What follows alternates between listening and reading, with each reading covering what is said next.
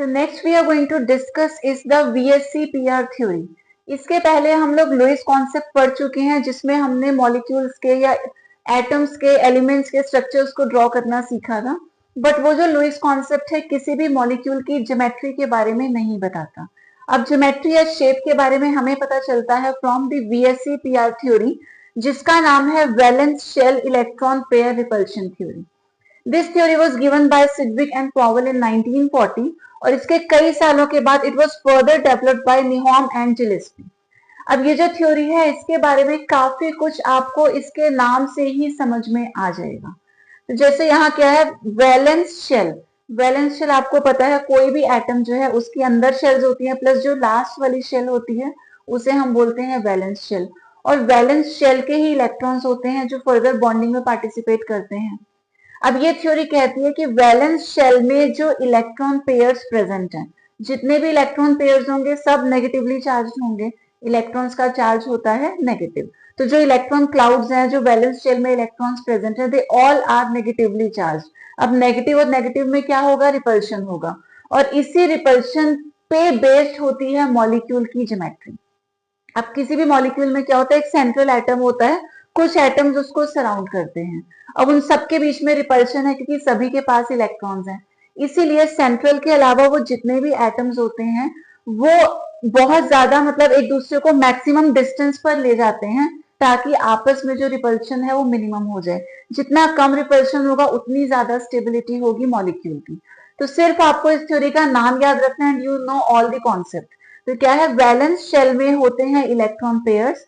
इन electron pairs में होता है रिपल्शन। रिपल्शन की वजह से जो एटम्स है वो दूर जाने की कोशिश करते हैं और अपने आप को अरेंज कर लेते हैं, ताकि उनके बीच में डिस्टेंस मैक्सिमम हो जाए और रिपल्शन मिनिमम हो जाए। उसी से निकल के आती है किसी भी मॉलिक्यूल की geometry. The electron pairs surrounding the central atom repel one another. तो ये रिपल्शन होगा किसमें, इलेक्ट्रॉन पेयर्स में।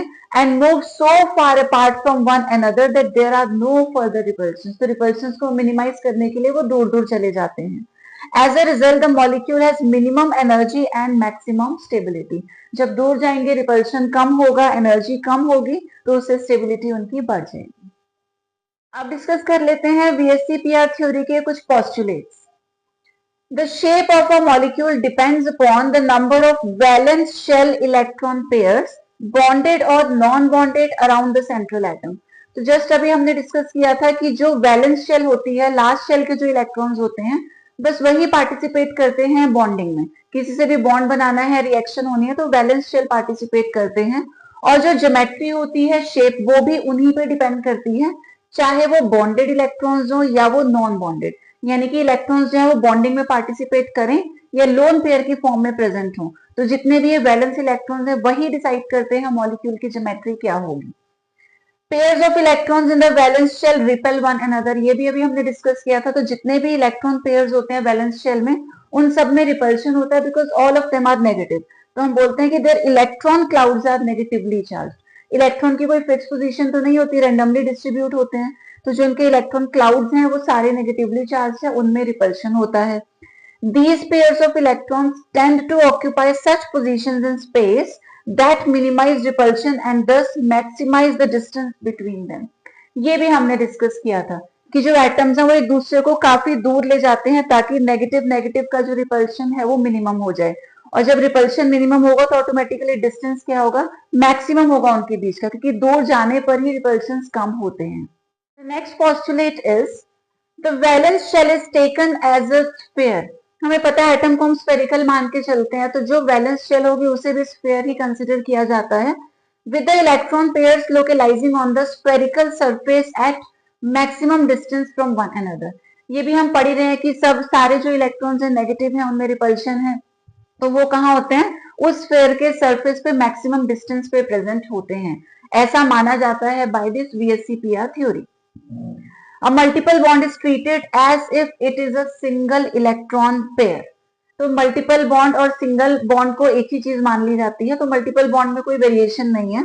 And the 2 or 3 electron pairs of a multiple bond are treated as a single super pair. In short, single bond हो, double हो या triple हो, तीनों को एक ही जैसा मानते हैं, सिंगल बॉन्ड की तरह ही ट्रीट उनको किया जाता है। The last and the most important is the sequence of repulsive interaction. तो ये बहुत ज्यादा इंपॉर्टेंट पॉइंट है, ज्योमेट्रीज में बहुत आपके काम आएगा।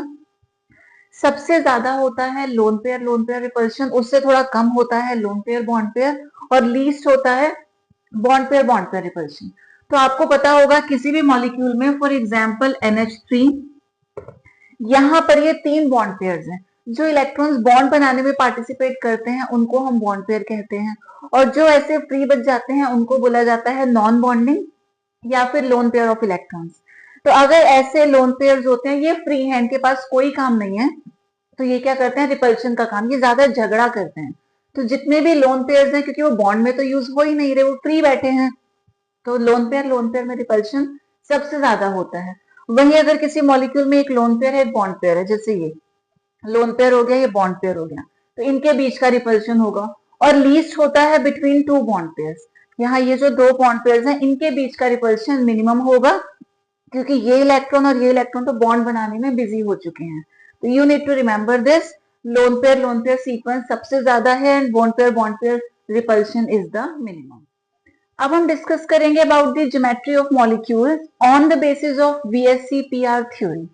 ठीक है, 2 टाइप के मॉलिक्यूल्स हमारे पास होते हैं, एक बिना लोन पेयर के और एक लोन पेयर वाले। तो पहले हम लोग उन मॉलिक्यूल्स की ज्योमेट्री को डिस्कस करेंगे जिनके पास लोन पेयर नहीं होता, यानी कि जितने भी इलेक्ट्रॉन्स हैं वो सारे के सारे बॉन्ड बनाने में इन्वॉल्व हो जाते हैं। तो यहाँ पर पहले है हमारे पास नंबर ऑफ इलेक्ट्रॉन पेयर्स। अब ये सारे इलेक्ट्रॉन पेयर्स जो है बॉन्ड पेयर्स हैं, ठीक है, सारे के सारे बॉन्ड्स हैं, और कोई भी फ्री यानी कि लोन पेयर हमारे पास नहीं है। तो suppose total number of bond pairs is 2। ये हो गया सेंट्रल एटम ए। अब ये 2 बॉन्ड्स बनाएगा, तो एक हमने इधर शो कर दिया, एक हमने इधर शो कर दिया, 2 बॉन्ड्स बन रहे हैं। अब 2 के केस में हमेशा जो ज्योमेट्री आती है वो यही आएगी, और बीच में एंगल आएगा 180 डिग्रीज, बिकॉज इससे ज्यादा एंगल होना पॉसिबल है ही नहीं। अब आप अगर ये सोचो कि हम क्या करते हैं, इस तरीके से ये एंगल को बढ़ा देंगे, एक साइड से आपने बढ़ाया लेकिन इधर से तो एटम्स पास में हो गए, ये बॉन्ड एंगल कम हो गया।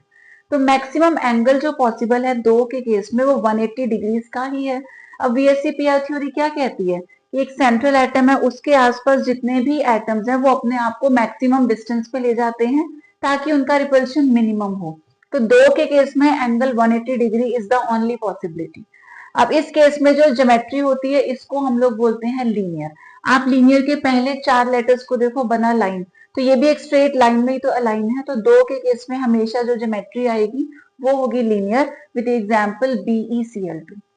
सिमिलरली अगर हमारे पास नंबर ऑफ इलेक्ट्रॉन पेयर्स 3 है, यानी कि 3 बॉन्ड्स हैं, ये हो गया सेंट्रल एटम 3 बॉन्ड्स बना रहा है ये बी के साथ।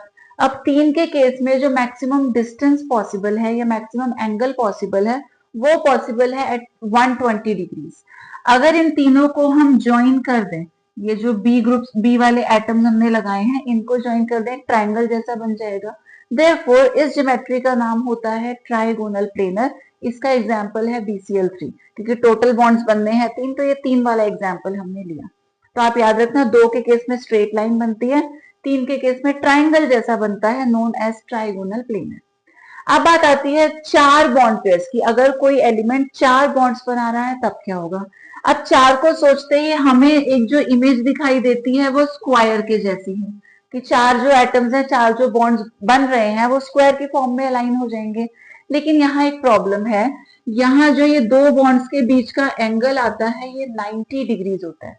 और एक चीज आप लोग याद रखना, एंगल जब भी 90 से कम होगा तो रिपल्शन ज्यादा होगा, और अगर 100 से ज्यादा है एंगल तो वहां रिपल्शन कम होता है। तो हमें कोई और ऑप्शन देखना पड़ेगा, क्योंकि अगर हम स्क्वायर की फॉर्म में अरेंज करते हैं एंगल 90 डिग्रीज है, काफी अच्छा रिपल्शन है यहाँ पर। तो इसीलिए 4 के केस में ये स्क्वायर वाली ज्योमेट्री नहीं होती, 4 के केस में ज्योमेट्री होती है टेट्राहेड्रल। और यहाँ ये जो बॉन्ड एंगल होता है दिस इज 109.5 डिग्रीज। देखने में आपको काफी ज्यादा लग रहा होगा, बट दिस इज 109.5 डिग्रीज।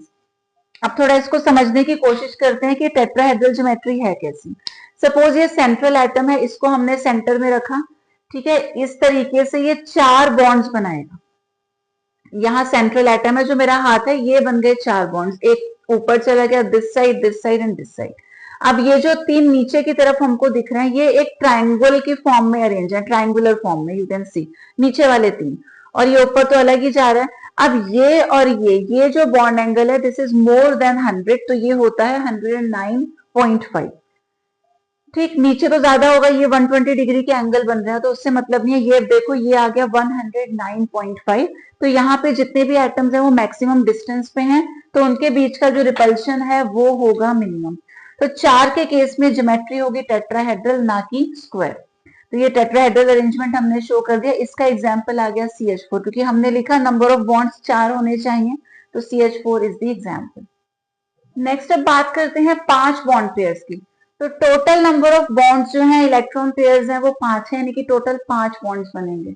अब जैसे अभी हमने डिस्कस किया था 4 के केस में स्क्वायर नहीं बन सकता, सिमिलरली 5 के केस में पेंटागन तो बिल्कुल भी नहीं बन पाएगा, बिकॉज पेंटागन के केस में जो हर एक एंगल आएगा वो 72 डिग्रीज का आएगा, और 100 से कम जब भी एंगल होता है तो वहां रिपल्शन ज्यादा होता है।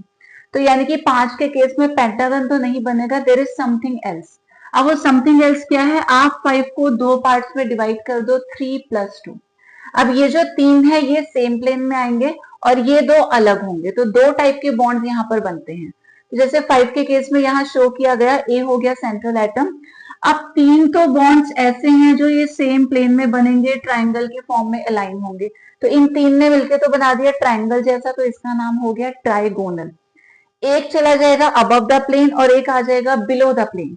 अब इसको अगर हम यहां से ज्वाइन करते हैं ये एक पिरामिड जैसा बन जाएगा, तो एक पिरामिड ऊपर एक पिरामिड नीचे, इसको बोल देंगे बाई पिरामिडल।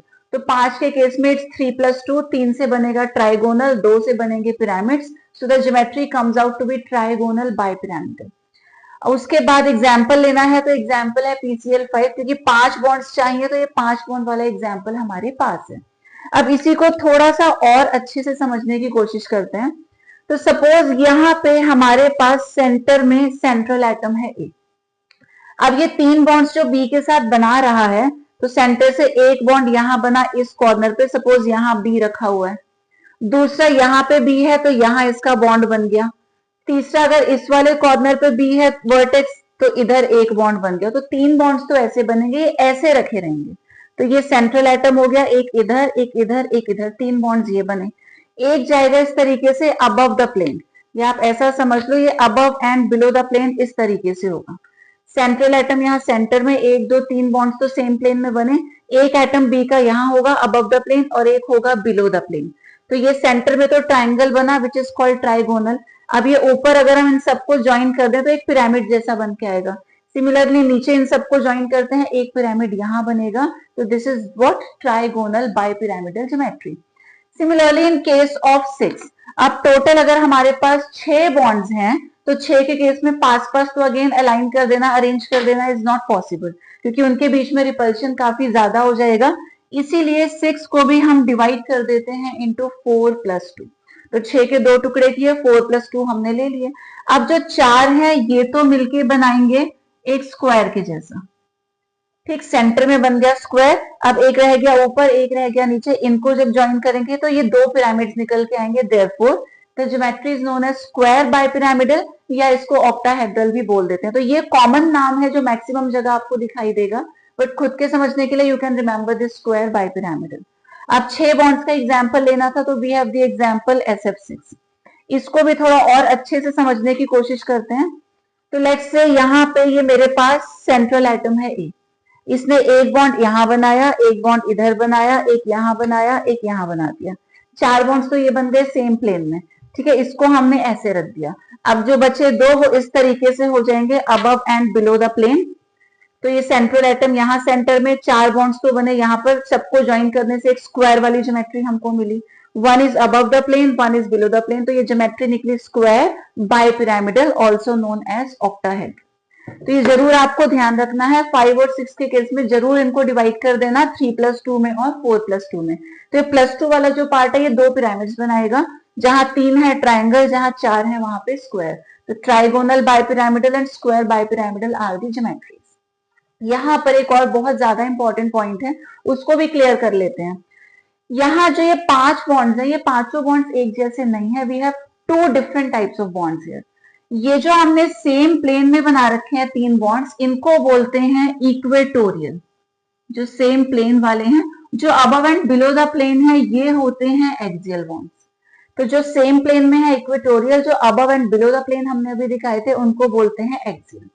और ये जो एक्सियल बॉन्ड्स होते हैं they are always longer than equatorial bonds, ये चीज जरूर याद रखना, इनकी बॉन्ड लेंथ सेम नहीं होती, एक्सियल वाले लंबे होते हैं in comparison to equatorial bonds.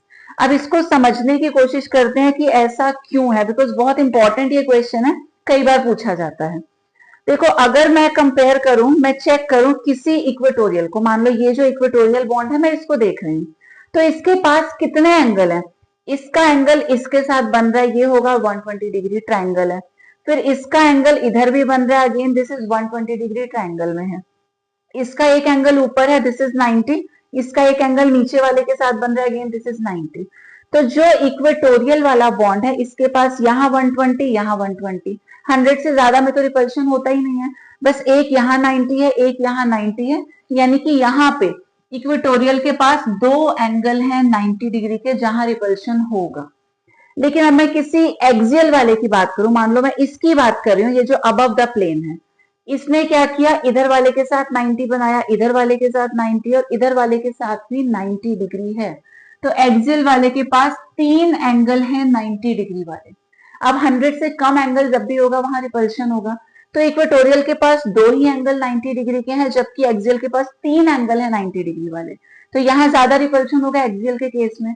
तो उसके लिए क्या होता है, जैसे यहाँ पे मान लो कोई ये एटम रखा हुआ है, इसको इधर रिपल्शन आया तीन साइड से, तो ये भाग के थोड़ा सा दूर चला जाएगा, इस तरीके से ये थोड़ा दूर चला गया, तो एक्सियल बॉन्ड हमेशा लंबा हो जाता है। इक्वेटोरियल वाले कहीं नहीं भाग सकते, वैसे भी इन सबके बीच में 120 का एंगल है तो उन्हें फर्क नहीं पड़ रहा। प्रॉब्लम इस वाले को है क्योंकि तीन रिपल्शन 90 डिग्री के आ रहे हैं, तो ये दूर भागेगा, इसलिए एक्सियल बॉन्ड जो है थोड़ा सा लंबा हो जाएगा। तो चाहे वो ये ज्योमेट्री हो या फिर इधर, दोनों केसेस में सारे बॉन्ड सेम नहीं है, दो टाइप के बॉन्ड्स हैं, इक्वेटोरियल एंड ऊपर नीचे वाले एक्सियल, और एक्सियल बॉन्ड्स हमेशा लॉन्ग होते हैं in comparison to equatorial. Finally अब बात करते हैं उन मॉलिक्यूल्स की ज्योमेट्री की जिनके पास लोन पेयर भी होगा। अभी जो हमने ज्योमेट्रीज को डिस्कस किया वहां कहीं भी लोन पेयर नहीं था, बट अब हम डिस्कस करेंगे कि अगर किसी मॉलिक्यूल के पास लोन पेयर है तो क्या होगा। तो इसको ध्यान से समझते हैं। Suppose total number of electron pairs जो है वो 3 है। अब 3 के केस में अभी हमने पढ़ा था जो ज्योमेट्री होती है 3 के केस में वो ट्राइंगल जैसी होती है, जिसको बोलते हैं ट्राइगोनल प्लेनर। तो हमने ए रखा सेंटर में, ट्राइंगल जैसा बना दिया, तीनों तरफ अगर ज्वाइन कर देंगे तो it comes out to be a triangle. लेकिन अब ऐसा मान के चलते हैं कि तीनों के तीनों बॉन्ड पेयर्स नहीं है, इन 3 में से एक लोन पेयर है और सिर्फ 2 बॉन्ड पेयर्स हैं। अब एक लोन पेयर है तो एक जगह पे हमने दिखा दिया लोन पेयर। अब एक्सपेक्टेड तो क्या था, ट्राइगोनल प्लेनर, तो हमने ट्राइगोनल प्लेनर बनाया on the basis of this, लेकिन फाइनली वी नो कि one of them is a lone pair. अब लोन पेयर को यहां हमने किसी एक जगह पर शो कर दिया। अब आप याद रखना फाइनल जो ज्योमेट्री होती है उसमें कभी भी लोन पेयर को इंक्लूड नहीं किया जाता, तो इस ज्योमेट्री का नाम ट्राइगोनल प्लेनर नहीं होगा। अगर यहाँ ये बॉन्ड होता, कोई एटम जुड़ा होता तो ये ट्राइगोनल प्लेनर होता, बट अभी एक जगह पे लोन पेयर है तो इसे गायब कर दो, ठीक है। और लोन पेयर गायब करेंगे तो ये जो ज्योमेट्री निकल के आती है ये क्या है, सॉरी इट्स नॉट लीनियर, ये जो ज्योमेट्री निकल के आएगी ये कैसी है, तो ये हमको वी जैसी दिखाई दे रही है, ऐसा बोल सकते हैं, स्ट्रेट लाइन को पकड़ के हमने बेंड कर दिया, तो इस ज्योमेट्री को हम बोलते हैं बेंड या फिर वी शेप। ऐसे ही नेक्स्ट हम बात करते हैं 4 के केस में। सपोज हमारे पास टोटल इलेक्ट्रॉन पेयर्स 4 हैं, तो 4 के केस में भी डिस्कस किया था ज्योमेट्री होनी चाहिए टेट्राहेड्रल, तो हमने ये टेट्राहेड्रल की फॉर्म में अरेंज कर दिया उनको, एक ऊपर गया 3 नीचे गया, अभी पेन की हेल्प से मैंने आपको बताया भी था कैसा होता है। तो अगर चारों बॉन्ड पेयर्स होते तो ऐसी ज्योमेट्री होती टेट्राहेड्रल, लेकिन लोन पेयर कितना है, एक, तो एक जगह पे हमने लोन पेयर को लगा दिया। अब फाइनल शेप में तो लोन पेयर इंक्लूड नहीं होगा, तो बचा क्या, अगर इसको हम ज्वाइन कर दें इस तरीके से, तो एक ट्राइंगल बेस है, उसके ऊपर फिर एक ट्राइंगल है, तो ट्राइंगुलर बेस के ऊपर एक ट्राइंगल खड़ा है, तो इस ज्योमेट्री को हम बोलते हैं पिरामिडल, क्योंकि ये नहीं है, नीचे ये बन रहा है जो 3D, इसको क्या बोलेंगे, पिरामिडल ज्योमेट्री। इसी में एक कंडीशन और है, अगेन टोटल अभी भी 4 ही बॉन्ड पेयर्स हैं हमारे पास, तो होना तो चाहिए था टेट्राहेड्रल, हमने एक्सपेक्ट तो यही किया था, बट अब हम मान लेते हैं उसमें से 2 लोन पेयर्स हैं, तो 2 जगह पे अगर हम लोन पेयर्स को अरेंज कर देते हैं तो क्या बचा, सिर्फ इतना पार्ट बचा, ठीक। तो ये शेप अगेन कैसी दिख रही है, वी के जैसी या बेंड के जैसी, तो इस शेप को यही बोल देंगे। Next is the case of 5 electron pairs. अगर सिंपली 5 इलेक्ट्रॉन पेयर्स होते, अभी डिस्कस किया था, 5 को डिवाइड करते हैं इंटू 3+2, 3 से बनता है ट्राइंगल, 2 बनते हैं पिरामिड, तो इट्स ट्राइगोनल बाइपिरामिडल। तो अगर सारे के सारे बॉन्ड पेयर्स होते 5, तो ऐसी ज्योमेट्री होती है, ट्राइंगल जैसा बनेगा इन तीनों को मिला के, और इन दोनों को मिला के बनेगा पिरामिड। बट मान लेते हैं 5 में से एक लोन पेयर है। अब आपको याद रखना है 5 के केस में जो लोन पेयर आता है ये हमेशा इक्वेटोरियल पोजीशन पे ही आता है। अब 3 हमारे पास ये इक्वेटोरियल पोजीशंस है, तो यही हम लोग शो करेंगे। अब लोन पेयर सिर्फ एक है, यहां लगाएंगे तो ये देखो बड़ा अटपटा सा हो जाएगा, यहां लगाएंगे फिर से भी, तो हमें हर चीज को बड़ा सिस्टमैटिक रखना है। तो ये दो एक जैसे हैं, ये अलग है। तो अगर एक लोन पेयर है तो इस सिंगल वाले में हमने लोन पेयर को लगा दिया। अब जब फाइनल ज्योमेट्री की बात करेंगे तो उसमें ये तो इंक्लूड होगा ही नहीं जो लोन पेयर है, बचा क्या, एक ये लाइन और इसके साथ ऐसा कुछ ऐसा बच रहा है, इसे आप रोटेट कर दो, रोटेट करके कुछ ऐसा बनेगा। तो ऐसा झूला होता है ना, स्विंग, सीसो, तो ये सीसो ज्योमेट्री निकल के आती है। कब, जब टोटल इलेक्ट्रॉन पेयर्स 5 है लेकिन उसमें से एक लोन पेयर है।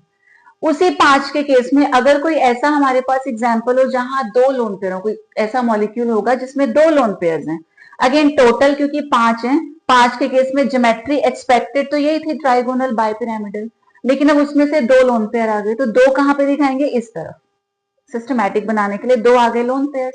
अब फाइनल ज्योमेट्री में ये पार्ट इंक्लूड नहीं होगा, बचा क्या, कुछ ऐसा, इसे रोटेट कर देंगे तो ये टी जैसा बन जाएगा, therefore the shape is known as T. इसी में 5 के ही केस में ऐसा भी हो सकता है कि मॉलिक्यूल के पास 3 लोन पेयर्स होंगे।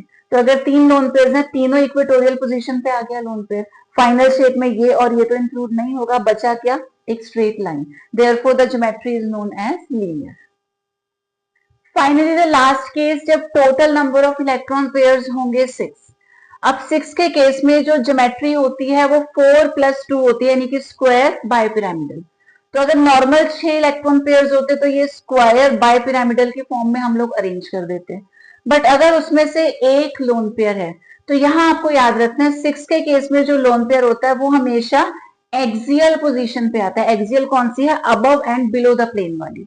तो अगर एक लोन पेयर है, या तो आप यहां दिखाएंगे या फिर यहां नीचे वाले पे दिखाएंगे। तो सपोज हमने यहाँ ऊपर वाले पे दिखा दिया, फाइनल ज्योमेट्री में अब ये तो इंक्लूड नहीं होगा, इसके अलावा बचा क्या, इनको ज्वाइन कर देंगे तो ये आ जाएगा एक स्क्वायर, और इसके साथ ज्वाइन कर देंगे तो ये बनेगा एक पिरामिडल, एक पिरामिड बनेगा बिकॉज एक तो चला गया, therefore the geometry is known as square pyramidal. Last, अगर हमारे पास इसी सेम 6 के केस में 2 लोन पेयर आ जाए, तो ये 6 के केस में स्क्वायर बाइपिरामिडल एक्सपेक्टेड थी, लेकिन 2 जगह पे लोन पेयर आ गए, इसको तो इंक्लूड करना ही नहीं है, बचा क्या, सिर्फ एक ये स्क्वायर बचा, तो स्क्वायर को क्या बोल देंगे, स्क्वायर प्लेनर। तो this is all about VSEPR theories. अब हम डिस्कस करेंगे कुछ questions on the basis of this, लेकिन क्वेश्चन से पहले जल्दी से एक बार इसको समराइज कर लेते हैं। तो 2 के केस में हमेशा जो ज्योमेट्री आएगी वो लीनियर आएगी, 3 के केस में ट्राइंगल जैसा बनेगा तो इट्स ट्राइगोनल प्लेनर, 4 के केस में होता है टेट्राहेड्रल, 5 के केस में 3+2 ट्राइगोनल बाइपिरामिडल, और 6 के केस में 4+2 हो जाता है स्क्वायर बाइपिरामिडल। तो ये बेसिक ज्योमेट्रीज आपको लर्न करनी है विदाउट द लोन पेयर, और अगर लोन पेयर आएगा तो वो फिर आप अपने आप कैलकुलेट कर ही सकते हो, बस लोन पेयर वाले पार्ट को गायब कर देना है, बाकी जो बचेगा वही उसकी फाइनल ज्योमेट्री होगी। तो VSEPR थ्योरी के कुछ क्वेश्चंस अब डिस्कस कर लेते हैं। On the basis of VSEPR theory find the geometry, तो ऐसे क्वेश्चंस आपको मिलेंगे। Now let's start with BF3। तो यहां पर हमें आइडेंटिफाई करना होता है सेंट्रल एटम।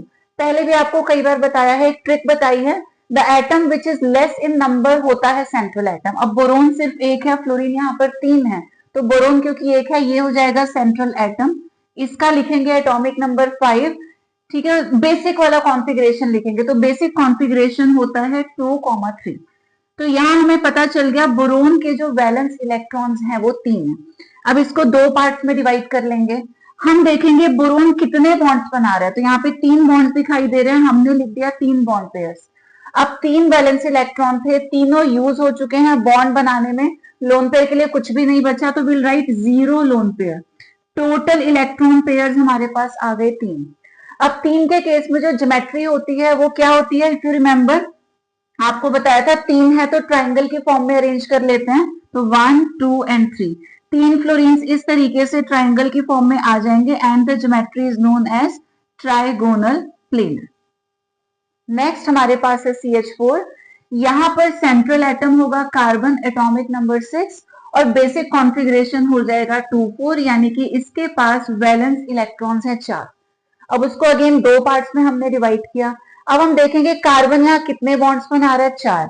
तो 4 हमने लिख दिया बॉन्ड पेयर्स, 4 इलेक्ट्रॉन थे, चारों यूज हो गए बॉन्डिंग में, तो लोन पेयर बचे यहाँ पर 0, टोटल आ गए 4 इलेक्ट्रॉन पेयर्स। और 4 के केस में ज्योमेट्री होती है टेट्राहेड्रल, तो कार्बन आ जाएगा सेंटर में, जो 4 हाइड्रोजन है वो टेट्राहेड्रल वे में अरेंज हो जाएंगे, तो ये ज्योमेट्री CH4 की निकल के आई टेट्राहेड्रल। सिमिलरली नेक्स्ट हमारे पास है PCl5। यहाँ पे जो सेंट्रल एटम है वो फॉस्फोरस है विद एटॉमिक नंबर 15। इसका बेसिक कॉन्फ़िगरेशन होगा 285, यानी कि इसके पास वैलेंस इलेक्ट्रॉन्स है 5। अब इसको हमने दो पार्ट्स में डिवाइड किया। अब जो फॉस्फोरस है ये 5 बॉन्ड्स बना रहा है, तो हम यहाँ लिखेंगे 5 बॉन्ड पेयर्स। अब कंपेयर करेंगे, 5 इलेक्ट्रॉन थे, 5 के 5 यूज हो गए बॉन्डिंग में, यानी कि इसके पास बचे 0 लोन पेयर्स, टोटल हमारे पास आ गए 5 इलेक्ट्रॉन पेयर्स। अब 5 के केस में ज्योमेट्री बताई थी 3+2, 3 मिलके बनाएंगे ट्राइंगल और ये 2 बन जाएंगे पिरामिड्स। तो सेंटर में आ जाएगा P, ये 3 जो क्लोरीन है ट्राइंगल की फॉर्म में अरेंज हो गए, 2 क्लोरीन बचे, एक जाएगा अबव द प्लेन, एक जाएगा बिलो द प्लेन। इस तरीके से आप चाहो तो इसको ज्वाइन भी कर सकते हो। तो ये जो ज्योमेट्री निकल के आई ये है ट्राइगोनल बाय पिरामिडल। कुछ और एग्जांपल्स डिस्कस कर लेते हैं। नेक्स्ट वी है NH3। यहाँ पे सेंट्रल एटम होगा नाइट्रोजन विद एटॉमिक नंबर 7। इसका बेसिक कॉन्फ़िगरेशन आ जाएगा 2,5, यानी कि इसके जो वैलेंस इलेक्ट्रॉन्स हैं वो है 5। अब उन 5 में से बॉन्ड्स कितने बन रहे हैं, सिर्फ 3, तो हम लिखेंगे 3 बॉन्ड पेयर्स। कंपेयर करते हैं, 5 में से 3 इलेक्ट्रॉन यूज हो गए बॉन्डिंग में, 2 इलेक्ट्रॉन्स बचे हैं, लेकिन 2 का मतलब पेयर तो एक ही हुआ, तो यहाँ लिखेंगे 1 लोन पेयर। तो यहाँ स्टूडेंट्स अक्सर गलती करते हैं, वो 2 इलेक्ट्रॉन देखते हैं बच गए तो 2 लिख देते हैं, ऐसा नहीं करना। जितने इलेक्ट्रॉन्स बचेंगे उनसे पेयर फॉर्म करके देखना। तो 5 में से 3 यूज हो गए, 2 इलेक्ट्रॉन्स बचे थे, 2 का मतलब पेयर तो सिर्फ एक है। टोटल इलेक्ट्रॉन पेयर्स हमारे पास आ गए 4।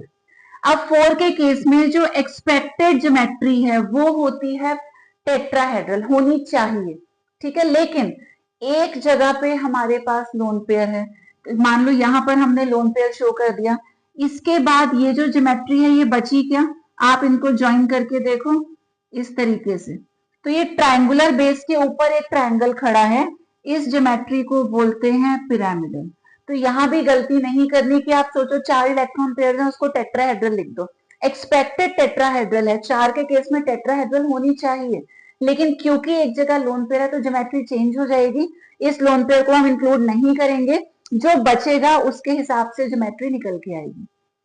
Similarly next we have water. अब यहाँ सेंट्रल क्या होगा, 2 हाइड्रोजन है, 1 ऑक्सीजन है, जो कम है वो सेंट्रल एटम है, ये हो गया 8। इसका बेसिक कॉन्फ़िगरेशन आया 2,6, यानी कि ऑक्सीजन के केस में देयर आर 6 वैलेंस इलेक्ट्रॉन्स। अब ये बॉन्ड्स कितने बना रहा है, सिर्फ 2, तो हम लिखेंगे 2 बॉन्ड पेयर्स। अब 6 में से 2 इलेक्ट्रॉन्स यूज हो गए, बचे 4, लेकिन पेयर कितने हैं, पेयर तो 2 हैं, तो यहाँ पे 2 हमने लिखा लोन पेयर, टोटल आ गए 4 इलेक्ट्रॉन पेयर्स। अगेन 4 के केस में जो एक्सपेक्टेड ज्योमेट्री है वो होती है टेट्राहेड्रल। अब क्या होगा, 2 जगह पे लोन पेयर है, तो यहाँ और यहाँ हमने लोन पेयर लगा दिए, 2 जगह हाइड्रोजन आ गए, तो फाइनल ज्योमेट्री क्या होगी, उसमें ये तो इंक्लूड करना नहीं है, तो this is the final geometry. इसको आप बोल सकते हैं वी या फिर बेंट।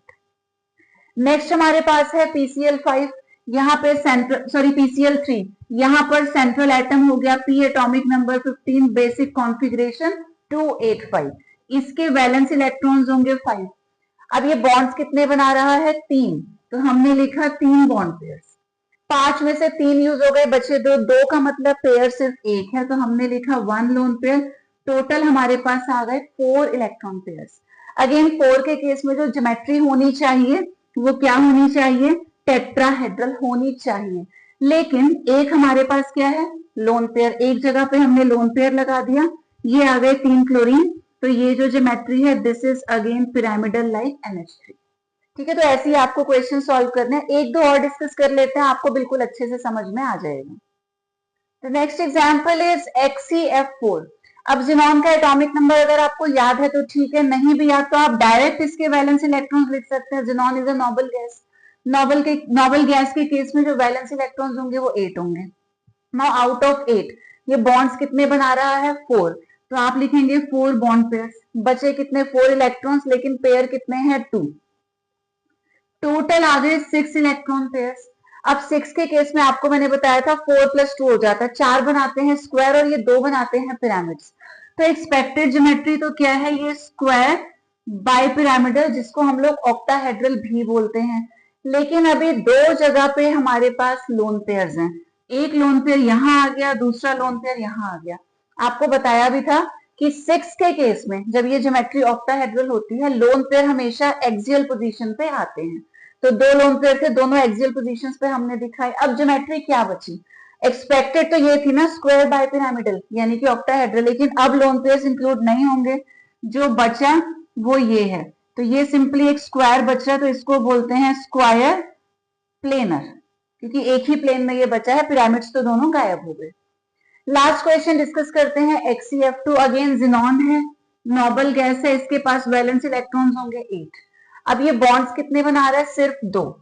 तो 2 इसके पास हो गए बॉन्ड पेयर्स, 6 इलेक्ट्रॉन्स बचे हैं। 6 का मतलब 3 हो गए इसके लोन पेयर्स, टोटल आ गए 5 इलेक्ट्रॉन पेयर्स। अब 5 को भी डिवाइड करते हैं इंटू 3 + 2, 3 बनाएंगे ट्राइंगल, 2 बनेंगे पिरामिड्स। तो Xe आ गया सेंटर में, ये 3 मिलके ट्राइंगल बना देंगे और 2 ऐसे पिरामिड्स बन गए above and below the plane. लेकिन अभी हमारे पास 3 लोन पेयर्स हैं। 5 के केस में जो लोन पेयर्स होते हैं वो हमेशा इक्वेटोरियल पोजीशन पे आते हैं, ठीक है। तो 3 लोन पेयर्स हैं, 1, 2 एंड 3, 3 जगह पे लोन पेयर्स आ गए। फाइनल ज्योमेट्री में ये तीनों इंक्लूड नहीं होंगे, जो बचा वो एक स्ट्रेट लाइन जैसा बचा है। तो इसकी जो ज्योमेट्री है उसको हम लोग बोलते हैं लीनियर। तो दिस इज द वे आप सॉल्व करेंगे questions based on VSEPR theory.